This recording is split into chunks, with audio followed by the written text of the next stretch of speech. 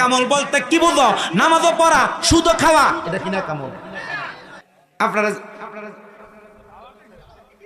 আমার বলে দাওয়াতে দিত না সুদের ওয়াজ করলে। সুদের ওয়াজ করলে যদি ওয়াজের দাওয়াতি করবা দেখা তো রিস্কা ছাড়া ভাত খামো, তবু উচিত কথা বলবো। আচ্ছা সুদের ওয়াজ করলে যদি দাওয়াত না পাই আমার কি অসুবিধা আছে?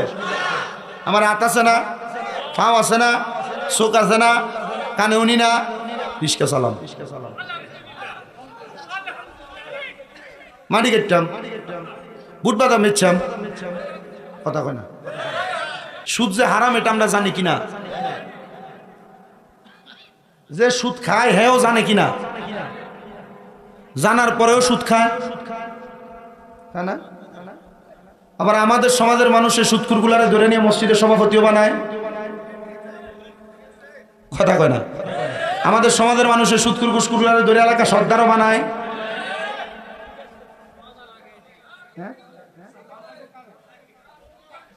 কালকে সুদখোর এলাকা যা আছে এটি একটা দোকানে বইতে পারতো না। একবার শামীম রেজা কি ওয়াজ দিয়ে গেছে রো, হ্যাঁ আমরা ইজ্জত মেরে দিয়ে গেছে।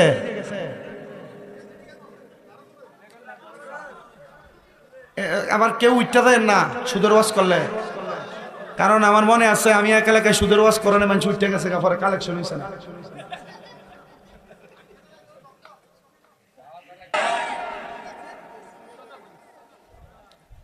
তোমরা হোল্যান্ডে যদি বইতা তাহলে তো ঠিক একটু জোরে ভাইলাম হইলে ইতা ফোটলা ফাটি খানার টাইমে আইলইব। এ মেম্বার, মেম্বার খান খেতেছে খুব আরামে, বুইলা গেছে ওয়াজ চলতেছে। মারহাবা কন আশেক মানুষ আমার ফোন দিয়া কি বিনয়ের সাথে কথা, উনি তো আমার বাপের থেকে অনেক বয়স বড়, কি বিনয়ের সাথে কথা, আমার কাছে ভালো লাগছে আলহামদুলিল্লাহ। এরপরে যে আমার ভাইটা যোগাযোগ করছে, অত্যন্ত ভদ্র মানুষ, আল্লাহ ওনাদেরকে কবুল করেন, আমিন কর। তো এবার আপনারা বলেন এমন সুদখোর কি সমাজে আছে না নাই? যারা সাদওয়ানা বয়ে বয়ে লম্বা লম্বা কথা কয় কিন্তু খায় সুদের টেহা, এমন সুদখোর। বড় একটা বিল্ডিং বানাইছে, দোকানের ভিতরে কেউ একটা মুরকা ব্যস্ত আনে, দাম হইল 300, আমি যে দাম করলাম বাইরে 300 নেল, এ দেখ আমি 500 দিব আমার দেলা। কোনটা হাত ঠেলা? কথা কয় না, কোনটা হাত ঠেলা?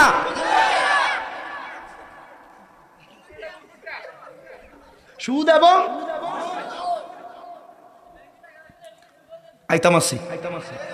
আইতামাসি ভাইও ভাইও এক শ্রেণী আছে এলাকাতে সুদের ব্যবসা করে না।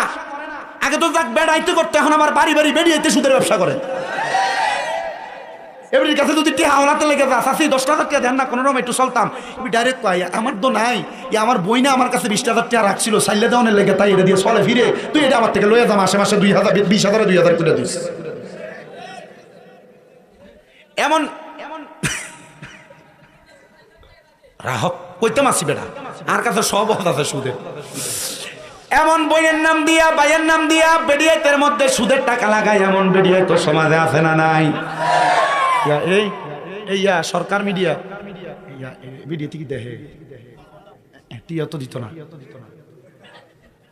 বেরিয়েতে কবা আপনার উপর ওয়াজ চালাইতেছে। আম্মা আমি চাই না আপনারা দুজকে যান, আমি চাই আপনারা জান্নাতে যান, এর লাগে হারাম খাওয়া বন্ধ করে, কথা কয় না। এ বাবা আবার বেরিয়ে তো সুদ খায়, তো খায়, এলাকায় মানুষ সুদখোর কইব। এই কথা চিন্তা কইরা ব্যাংকের মধ্যে জায়গা জমি বেচা 10 লাখ নিয়ে রাখে এককালীন, 10 বছর পরে তুইলা খাইবে, এটার নাম দিছে FDR। 10 লাখকে 10 বছর পরে এটা 20 লাখ কইয়া ফেরত দিব। এবার সাদওয়ানে বইয়া থাকে, কোনো কাম কাজ করে না, যদি দিঘায় কাকা চলেন কেমন, আল্লাহ সালা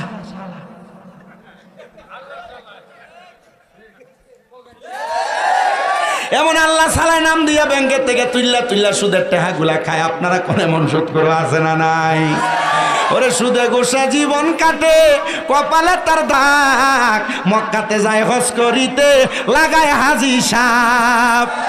আবার চা দোকানে বৈশা হাজি টেলিভিশন চাই, আবার চা দোকানে বৈশা হাজি টেলিভিশন চাই, হিন্দি গানের তালে তালে পা দুটি লড়ায়। এত দুঃখ আসেনি, এত দুঃখ রাখবো কোথায়, রাখার জায়গা নাই, হাইরে এত দুঃখ রাখবো কোথায়, রাখার জায়গা নাই। আমাদের কপালেতে শান্তি বুঝি নাই, আমাদের কপালেতে শান্তি বুঝি বুঝি নাই। কারণ আজান দিলে সবার আগে মসজিদে যায়, এরা মসজিদের বাইরে এসে সুদের টাকা খায়। নামাজ হইল না রে তোর, নামাজ লইলি না খবর। ওরে ধরলি নামাজ পড়লি নামাজ সারা জীবন, বড় নামাজ হইল না রে তোর, নামাজের লইলি না খবর। নামাজ তুমি ধর্ম জানো, চুরি তোমার পেশা, এমন নামাজ কবুল হবে কেমনে করলায় আশা। নামাজও পরে ভাই বাতিজা জমিও দখল করি, নামাজও পরে মা বাপ মারা যাওয়ার পরে বইনের হক বুঝে দেয়। আসেনি আসেনি পরের হক হরণে গতি নাই তার মরণে। যদি মরণে গতি আনতে চাও পরের হক খাওয়া বন্ধ করো। কোন মানুষ যদি কোন মানুষের বিন্দু পরিমাণ জমি দখল করে, কোন মানুষের বিন্দু পরিমাণ সম্পদ দখল করে, আল্লাহর হাবিব তিরমিজির হাদিসের মধ্যে বলেন, তাহলে ওই জমির 7 তবক পরিমাণ জমি তার গলার মধ্যে ঝুলাইয়া দেওয়া হবে। সে ওই জমির ভারে হাসরের ময়দানে মাথা উঠাইয়া দাঁড়াইতে পারবে না। জোরে বলেন নাউজুবিল্লাহ। আরেকটা কথা মনে রাখবেন, হাক্কুল ইবাদ এবং হাক্কুল্লাহ দুইটা কথা হাদিস শরীফ যাচাই করে মুহাক্কিক উলামায়ে কেরাম বের করেছেন। একটা হলো বান্দার হক, আর একটা হলো আল্লাহর হক, মানে খোদার হক। বান্দার হক যদি আপনি হরণ করেন, কখনো কারোর জমি মেরে খান, কখনো কারোর টাকা মেরে খান, কখনো কারোর সম্পদ দখল করে চলে যান, খোদার কসম করে বলি আমার আল্লাহ তাআলার কাছে এটার ব্যাপারে জবাবদিহিতা করা লাগবে। এই জন্য কখনো জানার সত্ত্বে আর মনের অজান্তে হন, কখনো কারোর হক দখল করবেন না, জমি দখল করবেন না, কারোর অনুমতি ছাড়া কারোর একটা গাছের ফল ধরবেন না, কারোর অনুমতি ছাড়া কারোর একটা খের কুটো ধরবেন না। কারণ বান্দার হক আল্লাহ তাআলার কাছে আপনি আটকা পড়ে যাবেন। যদি আপনি যার হক খাইছেন সে যতক্ষণ আপনারে মাফ না করবে ততক্ষণ পর্যন্ত মহান আল্লাহ আপনারে মাফ করবে না, মাফ করবে না। প্রিয় মুসলমান ইমানদার, শুধু মাফ করার ব্যাপারে আপনি মনে প্রশ্ন রাখেন না। যদি আপনি আমার 1 টাকা মেরে খান, আমি আপনার 1 টাকা মেরে খাই, তাহলে আল্লাহ তাআলার দরবারে ময়দানে মাশরে যখন আপনি আমি দাঁড়ায়া যাব, তখন আমার 1 টাকার বিনিময় আপনি আমার সব নেক আমল নিয়ে যাইতে পারবেন, আপনার সব গুনাহ আমারে দিতে পারবেন। আল্লাহ গো, এমন কঠিন শাস্তি তো আমরা মানতে পারবো না। আল্লাহ তুমি আমাদেরকে দুনিয়াতে ইবাদত কবুল করানোর জন্য কোনোদিন পরের হক খাওয়ায়ও না, কোনোদিন মনের অজান্তেও মানুষের হক হরণ করায়ও না, মানুষের জমি দখল করায়ও না। দেখবা শান্তির জিন্দেগি পাইবা, শান্তির জিন্দেগি পাইবা।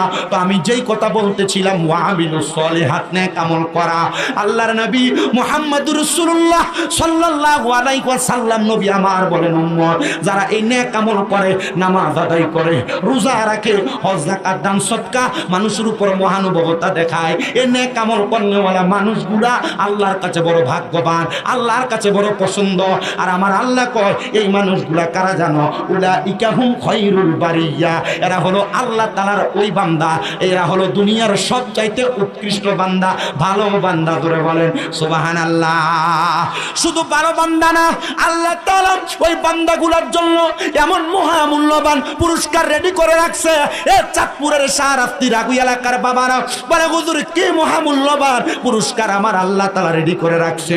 আল্লাহ জানায় বান্দা কি পুরস্কার শুনো, জাযাউহুম ইনদা রাব্বিহিম জান্নাতু আদনিন তাজরি মিন তাহতিহাল আনহার, আল আনহারু খালিদিনা ফিহা আবাদা রাদিয়াল্লাহু আনহুম ওয়া রাদু আন যালিকা লিমান খাশিয়া রাব্বা। জবান খুলে উচ্চ কণ্ঠে জোরে জোরে বলেন আল্লাহু আকবার। আপনারা কি আমার ওয়াজ বুঝতেছেন? যদি বুঝে থাকেন আলহামদুলিল্লাহ, না বুঝলেও আমাকে করতে হবে। ওয়াজ তো করি, আপনারা দাওয়াত দেন। তো বিভিন্ন প্রেসারে পড়ে যাওয়া লাগে, আমরা অনেক মাহফিল করে, তবু আয়সা যদি একটা কথা বলি, এটা আল্লাহর শুকর। কারণ বয়সের সাথে ওয়াজের জার্নিং এর সাথে মিলে না।